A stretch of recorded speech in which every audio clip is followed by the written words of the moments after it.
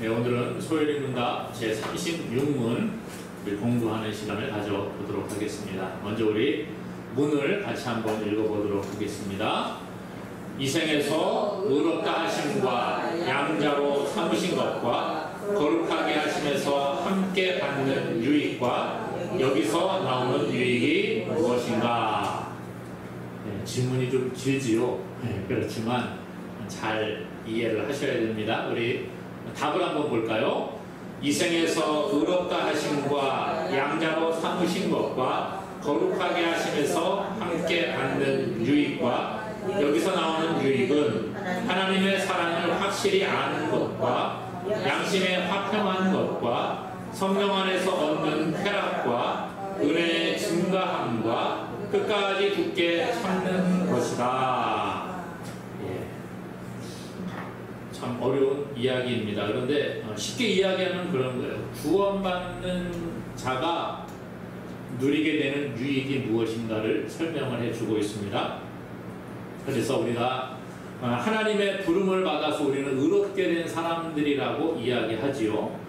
이 의롭게 된 자들이 또 하나님의 양자로 선택함을 받고 그 다음에 하나님께서 우리를 거룩하게 해주시는 은혜를 베풀어 주신다. 그렇게 우리가 앞에서 살펴보았습니다. 그러면 이렇게 하나님의 부름을 받고 하나님의 양자가 되고 하나님의 은혜로 거룩함을 입은 자들이 받아 누리게 되는 여러 가지 유익이 있을 거란 말이죠. 네, 그것을 오늘 이야기하는 거예요. 그래서 이 생에서 의롭다 하고 양자 삼고 거룩하게 하심을 함께 받은 유익, 그리고 여기에서 나오는 유익이 무엇이냐에 대해서 쭉 설명을 해줍니다. 그래서 우리가 이 유익이 무엇인가, 우리가 구원받은 백성들인데 우리 구원받았는데 뭐가 좋을까? 뭐 이렇게 질문을 하면 글쎄 뭐가 좋죠? 물론 천국, 나중에 천국 갑니다. 물론 그것도 좋습니다만은 여러 가지 유익들이 있는데 그것을 간단하게 한번 살펴보기 원하는 겁니다. 한번 같이 읽어볼까요? 하나님의 사랑을 확실히 아는 유익이 있다. 뭘 알아요? 예, 하나님의 사랑을 확실히 아는 유익이 있다. 이렇게 이야기를 해주고 있습니다. 누구나 자기의 자녀를 사랑하는 것은 인간의 본성인 것 같습니다. 부모는 자녀를 사랑하는 게 맞지요.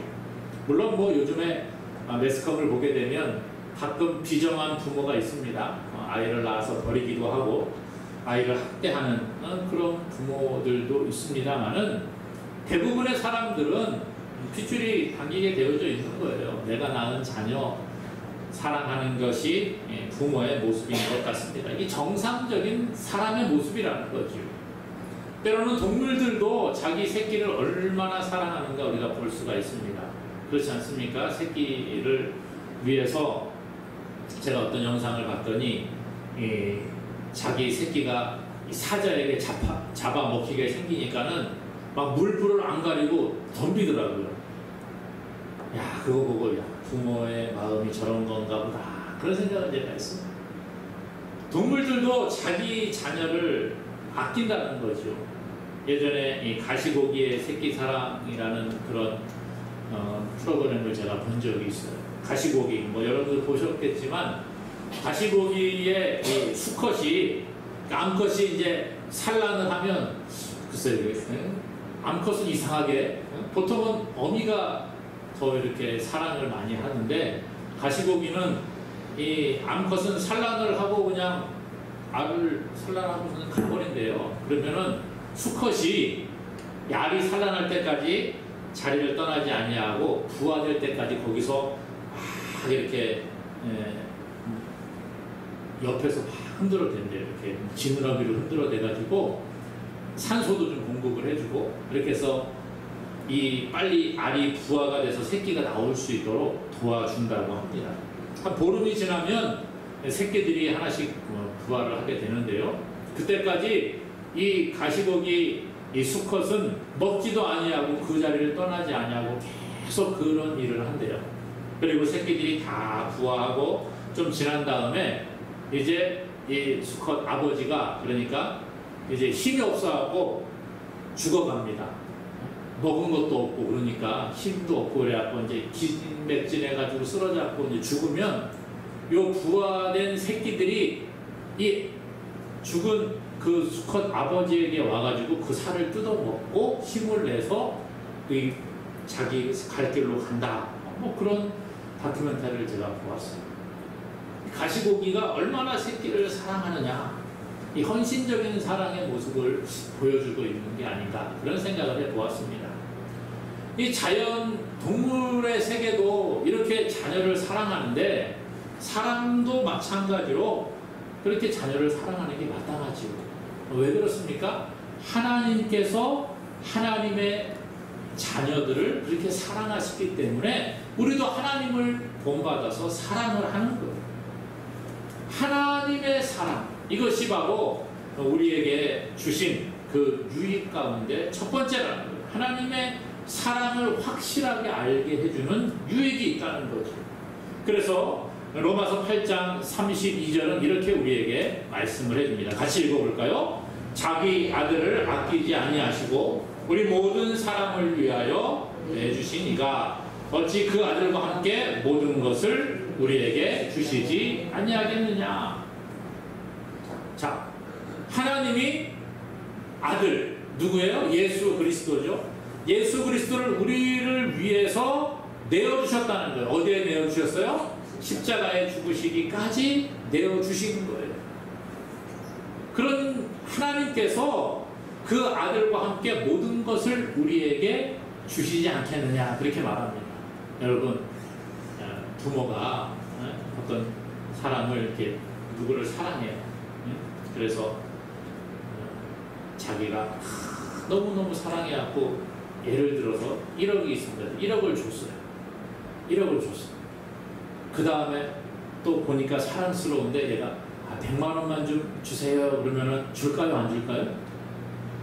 네? 1억을 줄 수 있는 그러한 사랑을 베푸는 사람이 100만 원 못 줄 일이 없잖아요. 그렇죠? 1억 너무 큰가요? 그럼 바꿔서 얘기해볼까요? 우리 누가 참 친한 사람이 있어요. 이 사람이 나 너무 힘든데 10만 원만 좀 빌려주면 안 될까? 10만 원 너무 기쁜 마음으로 빌려줬어요. 그 다음에 또 만났는데 나 너무 배가 고픈데 김밥 사 먹게 5천 원만 좀 빌려줘. 그러면 5천 원 안 빌려주겠어요? 뭐 10만 원도 빌려주는데 5천 원이야 뭐 우습죠. 하나님의 사랑이 이렇다는 거예요. 아들까지도 아끼지 아니하시고 내어주셨는데 그 다음에 뭐 다른 거 못 주실 분이겠느냐, 이런 이야기예요. 로마서 8장 39절은 그래서 이렇게 이야기합니다.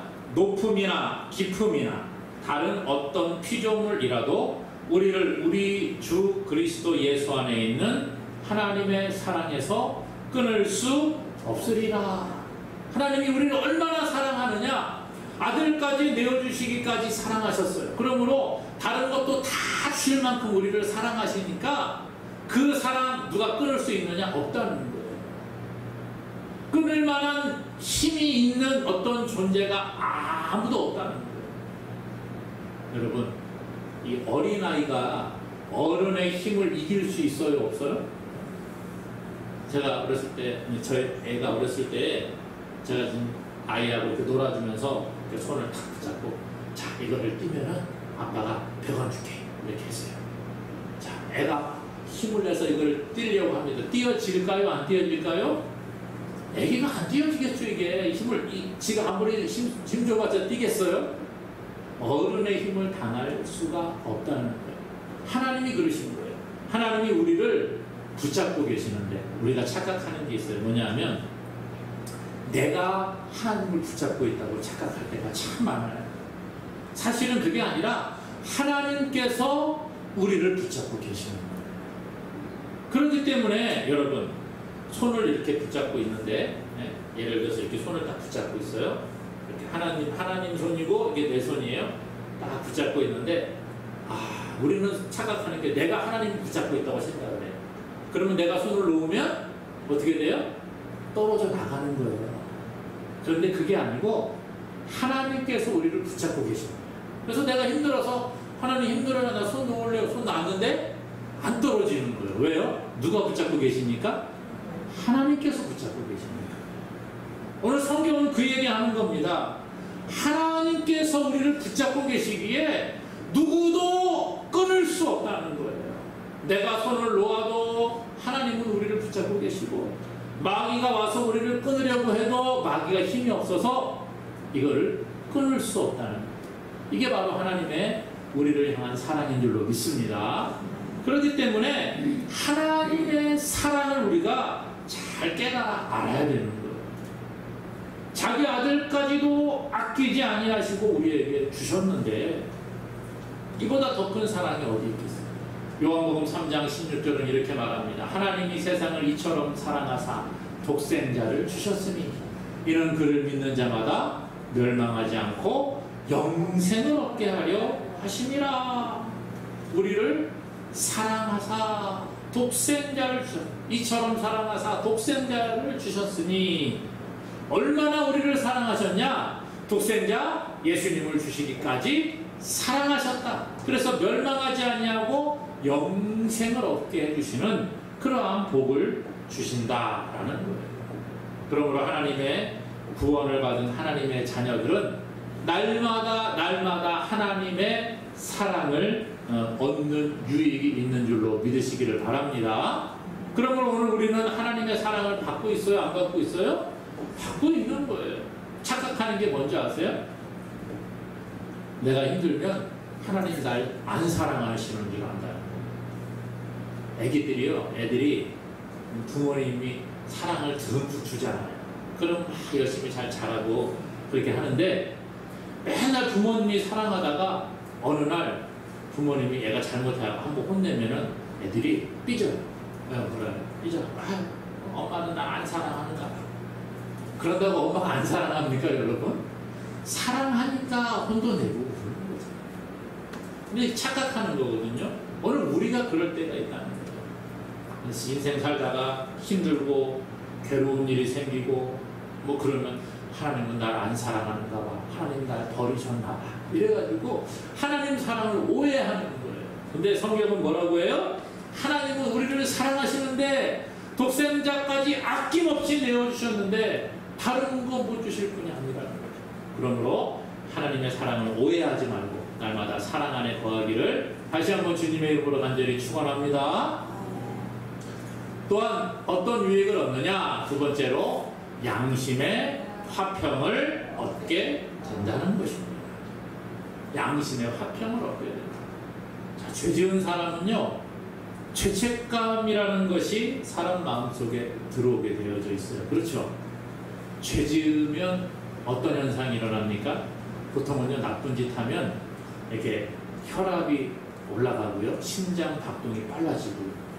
경험해 보셨습니까, 여러분? 네, 나쁜 짓 하면요, 벌써 거짓말하고 뭐 나쁜 짓 하면 나 걸리면 어떡하지? 막 심장이 막 두근두근 하고요. 어떤 사람 얼굴이 막 빨개지고요. 막 눈치를 보고 막 그래요. 왜 그래요? 마음에 있는 양심이, 우리 가운데 있는 양심이 너 이거 나쁜 거야 가르쳐 주는 거예요. 양심이 가르쳐 주는 거예요. 이게 죄책감이라고 하지 않습니까? 죄 지은 사람은 죄책감을 가지고 살아가게 되어져 있어요. 왜요? 죄에 대한 형벌의 두려움이 있기 때문이라는 거예요. 죄 지으면 나 이거 나쁜 짓이야. 왜 두려워하고 막 두근두근하고 그래요? 죄 지은 사람은 뭐가 있어요? 형벌이 따르니까 그런 거예요. 그래서 죄책감 가운데 살고 있다는 거죠. 나쁜 짓 하는 사람들도 마찬가지입니다. 세상에 나쁜 짓 하는 사람들 그 속에도 다 그런 게 있어. 나 걸리다가 이렇게 하면 감옥 가고 나 사형 받을 수도 있어요. 잡히면 안 돼. 그리고 도망 다니잖아요. 지난 6월 16일 광주방송 뉴스에 이런 기사가 나왔어요. 호의 베푼 회사 대표의 죄책감, 저금통 훔친 40대 자수라고 현금 400만 원가량이 들어있던 회사 저금통을 어떤 사람이 훔쳐갔다는 거죠. 주방용품 판매업체 직원인데 이 400만 원 정도 들어있는 저금통을 훔쳐갖고 도망갔다가 나중에 자수를 했어요. 광주 서부경찰서에 의하면 강원도 원주시에 있는 한 주방용품 판매업체 사무실에서 여행 경비 400만 원이 들어있던 회사 저금통을 훔친 혐의로 43살 직원 A씨를 붙잡아 조사하고 있다 그랬습니다. 근데 이 사람이 돈을 보고 잠깐 순간적으로 뭐 그랬을 수 있겠지요, 그렇죠? 네. 그런데 범행 이틀 뒤인 그 다음 날에 입사 전 거주하던 광주를 찾아서 경찰서에 자수했습니다. 경찰 조사에 의하면 A씨는 20년 전에 이혼한 뒤에 빚이 생기고 생활고를 겪고 어려움이 있으니까 범행을 저지르게 되었다는 거예요. 근데 범행을 저지르고 난 다음에 600만 원이 들어있는 돈을 훔친 다음에 저금통을 훔친 다음에 근무 당시에 회사 대표가 자기에게 너무 호의를 베풀었던 것이 생각이 난 거예요. 그래서 마음에 죄책감이 생겨서 자수를 하게 되었다. 이렇게 밝혀주고 있습니다. 무슨 얘기 합니까? 죄 지은 사람들은요, 마음에 불안함이 있고 죄책감이 있는 거예요. 사람이 아담이 불순종함으로 죄가 세상에 들어오고 죄 때문에 사람들은 타락을 하게 되었죠. 그래서 사람들은 점점 죄짓기에 담대해집니다. 그럼에도 불구하고 사람들 마음속에 뭐가 있어요? 죄에 대한 형벌, 이 죄의 형벌에 대한 두려움이 있다는 거예요. 그리고 죄책감이라는 것을 하나님이 주셨어요. 이 두려움이 항상 우리 가운데 있죠. 사랑이 있는 사람은 두려움이 없어요. 근데 두려움은 누가 주는 거예요? 마귀가 가져다 주는 거예요. 왜 두려움이 있어요? 죄 지었으니까 형벌 받을까봐 두려움이 있는 거예요. 요한일서 4장 18절에 이렇게 말합니다. 같이 읽어볼까요? 사랑 안에 두려움이 없고 온전한 사랑이 두려움을 내쫓나니 두려움에는 형벌이 있음이라. 두려워하는 자는 사랑 안에서 온전히 이루지 못하였느니라. 자, 여기 보니까 뭐라 그래요? 두려움에는 뭐가 있다고요? 형벌이 있다. 두려움에 형벌이 있기 때문에 두려운 거예요. 사랑에는 두려움이 없어요. 사랑 안에는. 사랑하는 사람, 하나님을 사랑하고 하나님의 말씀을 따라가는 자는 두려움이 없지만 세상 가운데 죄악 가운데 있는 사람은 두려움이 있는 거예요. 구원받은 백성, 하나님의 백성은 두려움이 떠나가고 화평이 찾아오는 줄로 믿습니다. 이게 구원받은 자가 받게 되는 유익이라는 거예요. 그러므로 오늘 우리는요, 이 하나님의 은혜 안에 거하는 자가 화평을 누리게 됨을 기억해야 하는 겁니다. 예수 그리스도께서 십자가에서 죽으심으로 우리의 모든 죄의 문제, 인생의 문제, 죽음의 문제를 해결해 주셨잖아요. 그렇기 때문에 우리가 믿음으로 그것을 받아들이기만 하면 되는 거예요. 로마서 5장 1절에 그러므로 우리가 믿음으로 의롭다 하심을 받았으니 우리 주 예수 그리스도로 말미암아 하나님과 화평을 누리자. 믿음으로 의롭게 되었기 때문에 예수 그리스도로 말미암아 화평을 누리게 되는 거예요. 누구와 화평을 누려요? 하나님과 우리가 화평을 누리는 겁니다. 그 전까지는 어떤 관계였어요? 원수지간이었어요. 원수지간. 아담의 불순종으로 죄가 들어와서 하나님과 우리와의 관계가 끊어진 거예요. 성경은 뭐라고 하느냐? 하나님과 우리 사이에 죄악의 담이 가로막혀 있다. 하나님과 우리 사이에 죄악의 담이 가로막혀서 하나님과 우리가 소통이 안 되는 거예요. 그런데 예수 그리스도의 십자가의 보혈의 공로로 이 담이 허물어지게 되었죠. 그래서 하나님과 화평을 누리는 존재가 된 거예요. 그러므로 성경은 예수님이 우리에게 화평을 주시는 분이라 그렇게 이야기를 합니다. 그래서 요한복음 14장 27절 같이 읽습니다. 평안을 너희에게 끼치노니 곧 나의 평안을 너희에게 주노라. 내가 너희에게 주는 것은 세상이 주는 것과 같이 아니하니라. 너희는 마음에 근심하지도 말고 두려워하지도 말라. 예수님이 뭘 주셔요? 평안을 주시는 거예요. 그러므로 근심하지도 말고 두려워하지도 말아라. 그런데 잘 됩니까 여러분? 근심이 안 되고 두려움이 안 생겨요? 생기는 거예요. 왜요? 우리는 죄인이기 때문에. 하나님의 백성, 하나님의 자녀가 되었지만 아직도 우리는 세상 가운데 죄악 가운데 있는 것들이 남아있다는 거예요. 그래서 하나님이 원하시는 그 분량까지 계속 자라가야 되는데 자라가는 과정 가운데에 두려움도 있고 근심도 있고 낙심도 있고 하는 거예요. 이거 이상한 거 아닙니다, 여러분. 나 하나님 믿는데 자꾸 근심이 생기고 두려움이 찾아오는데 나는 하나님 안 믿는 건가 봐. 그게 아니에요. 계속 말씀드리고 이게 성화라는 거를 그랬잖아요, 지난번에. 성화. 거룩하게 되어져가는 과정 가운데 우리가 있는 거예요. 아이가 태어나서 처음부터 막 뛰어다니는 아이가 한 명도 없다니까요. 아이가 태어나면 처음에는 아무것도 못하고 누워만 있습니다. 빽빽 울기만 하고 그러다가 뒤집기 하고 뭐 기어다니고 붙잡고 서고 그 다음에 한 발 두 발 뛰다가 이제 걷고 뛰기 시작을 하는 거예요. 그거와 같이 우리가 예수님 믿어도 두려움이 찾아오고 걱정이 찾아오고 염려도 찾아오고 하는 겁니다. 그러나 이것을 이기는 방법은 뭐예요? 예수님이 나와 함께 하심을 믿는 거예요. 나는 구원받은 하나님의 자녀요 하나님의 백성이라는 것을 믿는 믿음 안에 거하는 거예요. 그리고 이 믿음이 자꾸 약해지거든요. 생활하다가 보면 신앙생활하다 보면 자꾸 약해져요. 어느 날은 우리가 기도 많이 하고 막 성령 충만하고 그래 이제부터 내가 하나님 말씀대로 살겠어 나는 이제 걱정도 없어 막 그러다가 좀 믿음이 조금 약해지면 또 걱정이 싹 들어옵니다. 그럼 또 이렇게 맨날 힘들어하고 있고 아이고 난 힘들어 오늘도 또 안 되겠어 이렇게 되거든요. 근데 그건 이상한 것은 아니에요. 당연한 거지만 우리가 점점 하나님의 그 원하시는 모습으로 성화되어져 가면 이러한 것들이 매일매일 찾아왔다고 하면 점점 이틀에 한 번, 사흘에 한 번, 나흘에 한 번 이렇게 바뀌는 거예요. 간격이 텀이 길어지는 거예요. 그러니까 이것이 이상한 것은 아니지만 우리가 믿음 안에 거할 수 있도록 자꾸 자신을 쳐서 복종시키고 하나님의 말씀 안에 거하는 자가 되어야 할 줄로 믿습니다. 그래서 우리가 기도하는 거예요. 그래서 하나님의 도움을 구하고 성령의 도움을 구하는 거예요. 오늘 저와 여러분들에게 하나님께 주시는 화평이 충만하기를 간절히 주님의 이름으로 축원합니다. 그 다음 뭐가 있느냐? 성령 안에서 기쁨을 누리는 유익이 있다는 거예요.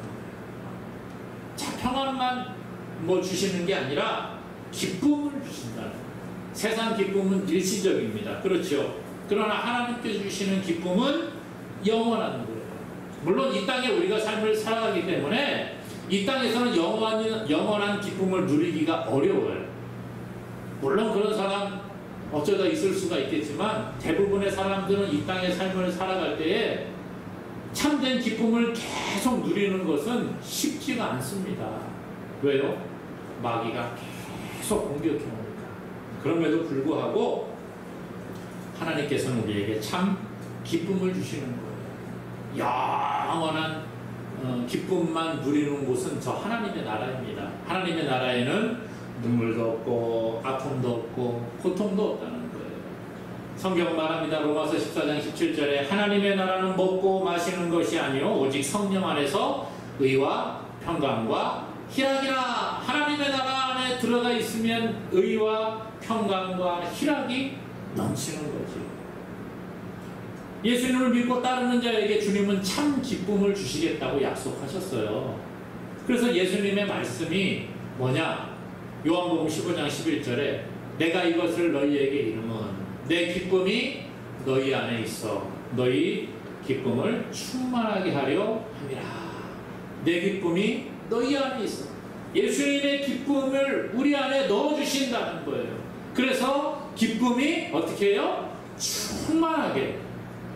여러분, 충만이라고 하는 것 참 중요합니다.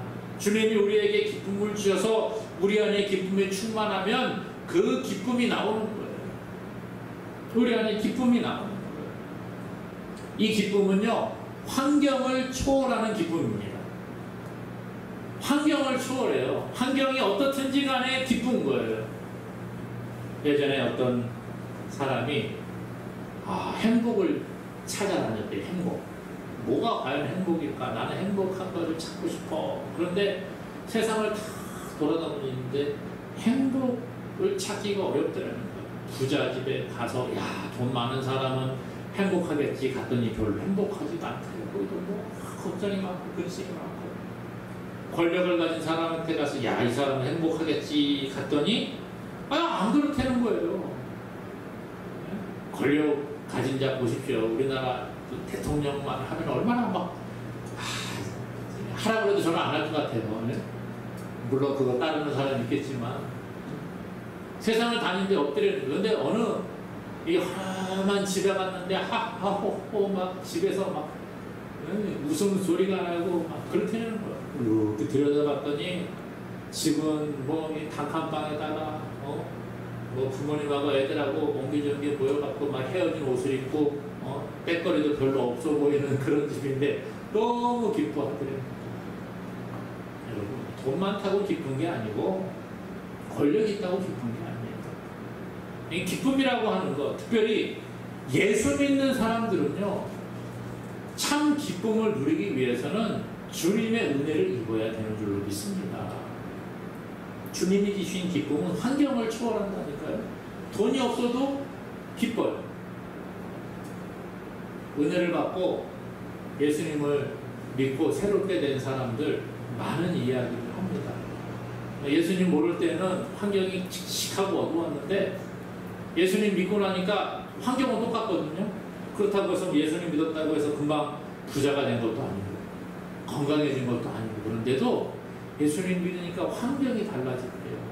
날아다니는 나비만 봐도 기쁘고 하늘을 봐도 막 기쁘고 그런 걸 경험을 하는 거죠.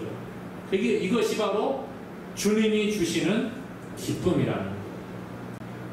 기쁨은 빼앗을 수가 있을까요? 없을까요? 없다는. 세상의 기쁨은 금방 사라집니다. 그렇죠? 세상의 기쁨 금방 사라져요. 금방 기분 좋았다가 금방 기분 나쁜 거예요. 제가 말씀드렸잖아요. 그 오전에 그 하만이 왕후의 잔치에 왕하고 자기하고 둘만 초대를 받아가지고 갔잖아요. 그러니까 너무너무 기쁜 거예요. 그래서 기뻐가지고서 너무 좋다. 내일 또 초대받았어. 이야 좋다. 자랑하러 가지. 나가다 보니까 누굴 만나요? 모르드게를 만났는데 인사도 안 하고 있는 시기가 그래갖고 그때부터 기분이 나쁜 거예요. 이 세상이 주는 기쁨 잠깐이라는 거예요. 근데 오늘 예수님 뭐라고 그래요? 요한복음 16장 22절 같이 읽습니다. 지금은 너희가 근심하나 내가 다시 너희를 보리니 너희 마음이 기쁠 것이요 너희 기쁨을 빼앗을 자가 없으리라. 예수님이 이 뭡니까? 십자가 지시기 전에 하신 말씀이잖아요. 예수님이 십자가 지시기 전에 너희가 지금은 근심하나 다시 너희를 볼 것이다. 예수님 부활하신 다음에 다시 보고 너희에게 기쁨을 줄 텐데 빼앗을 자가 없다는 거예요. 주님 주신 기쁨은 아무도 빼앗을 수 없는 줄로 믿습니다. 그러므로 이것을 기억하고 우리가 주님 주신 기쁨 안에 거하는 자 되기를 주님의 이름으로 축원합니다. 그 다음에 또 주시는 은혜가 뭐냐, 유익이 뭐냐, 은혜가 증가한다는 거예요. 은혜가 증가한다. 새해가 되면 일출 보러 나가는 사람들이 많이 있죠. 그래서 우리야 뭐 송소신 예배 드리고 잠자기 바쁜데 젊은이들 예전에 제가 청년부 사역할 때도 그랬어요. 청년들이요 송구영 신집에 마치고 지들끼리 모여서 차 타고 동해에 간다는 거예요. 정동진에 일출을 보러 간대. 일출을 보러 간다. 그래서 야 그래 젊은이 좋긴 좋다. 피곤하지도 않냐. 근데 뭐 일출 보러 가는 사람 얼마나 많은지 요즘에야 길이 좀 좋아졌습니다만 예전에 영동고속도로를 타고 갈 때는요 일출 고속도로에서 일출 보는 사람 많았어요. 차가 너무 많아가지고 밀려가지고 새벽에 동틀 때 보면 어두운 멀리 어두운 곳에서 점점 뭐 이렇게 빛이 싹 보이잖아요. 그렇죠? 그래서 붉은 하늘이 점점 붉어지면서 해가 떠오르기 시작을 합니다. 깜깜할 때는 아무것도 안 보이는데 해가 이렇게 떠오르면 세상이 밝아지면서 모든 게 잘 보이게 되는 거죠. 어두우면요 뭐 잘 볼 수가 없어요. 네? 더러운 것도 잘 안 보이죠. 깨끗하지 못한 곳에 가도 캄캄하면 이게 뭐 지저분한 곳인지 깨끗한 곳인지 누가 알겠습니까? 그러나 빛을 비추면 어두움은 드러나게 됩니다. 잠언 4장 18절에 말합니다. 의인의 길은 돋는 햇살 같아서 크게 빛나 한낮의 광명에 이르거니와. 자, 의인의 길은 돋는 햇살과 같다는 거예요. 크게 빛난다는 거예요.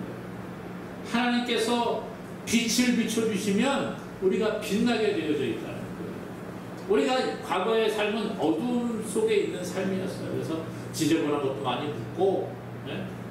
맨날 칙칙하고 그런 삶을 살았지만 하나님께서 우리를 사랑하셔서 자녀 삼아주시면 우리는 뭐가 돼요? 하나님의 자녀로 이렇게 빛나는 삶을 살게 되는 것입니다. 이래서 하나님이 은혜를 주신다. 은혜가 더욱더 넘친다. 그런 얘기하는 거예요.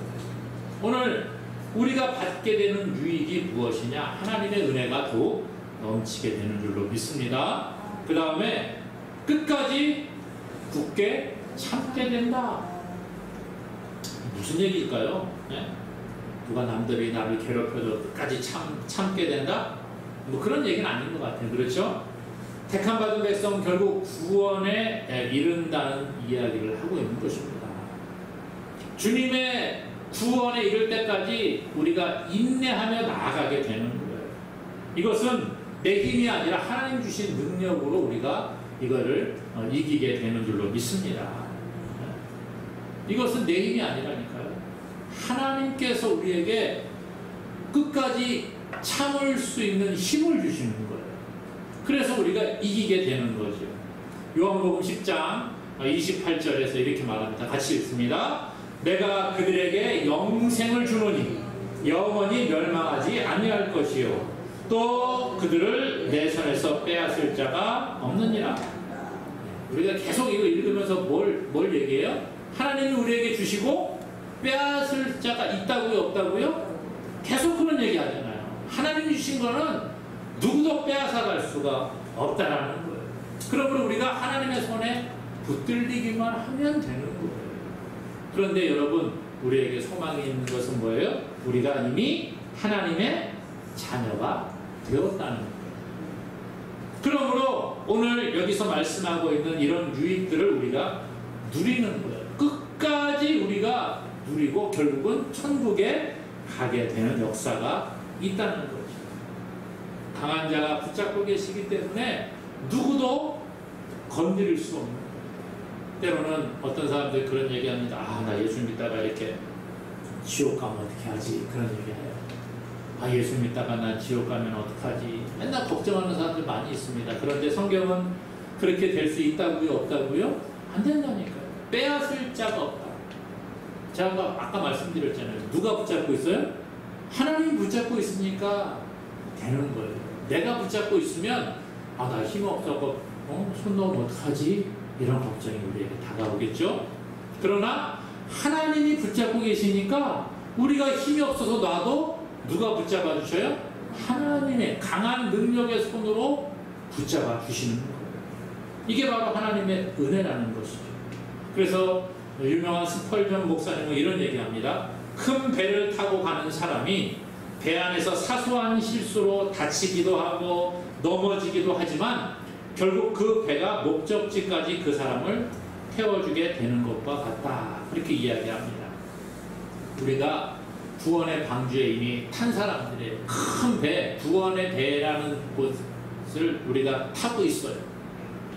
배 안에서 때로는 막 풍랑이 막 오게 되면은 배가 흔들리면 넘어지기도 하고 다치기도 한다는 거예요. 그러나 어디에 안에서 다치고 넘어져요?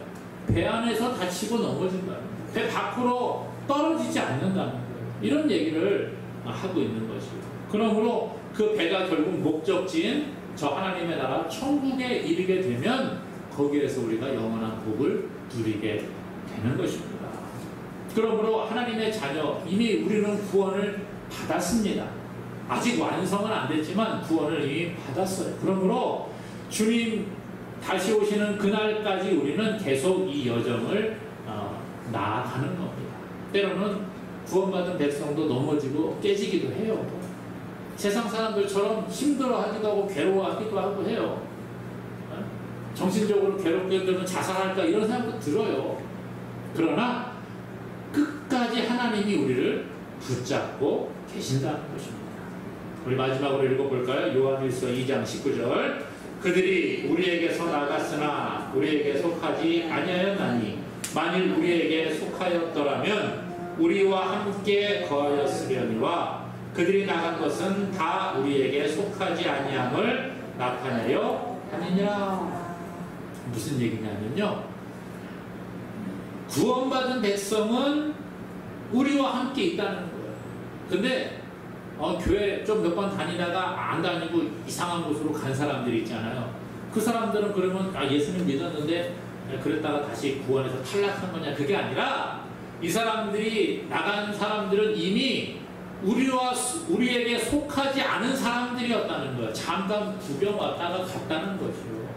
믿음이 있는 게 아니라 안 믿고 잠시 구경 왔다가 나하고 안 만나봐 그러고 간 사람들이 있다는 거예요. 그 사람들은 구원 백성이 아니고 하나님께서 구원하신 그 선택받은 백성들은 끝까지 하나님이 책임져 주시는 줄로 믿습니다. 그런 걸 오늘 이것을 기억하고 하나님의 구원은 영원함을 믿고 그 은혜 가운데 거하는 저와 여러분 되기를 간절히 소망합니다.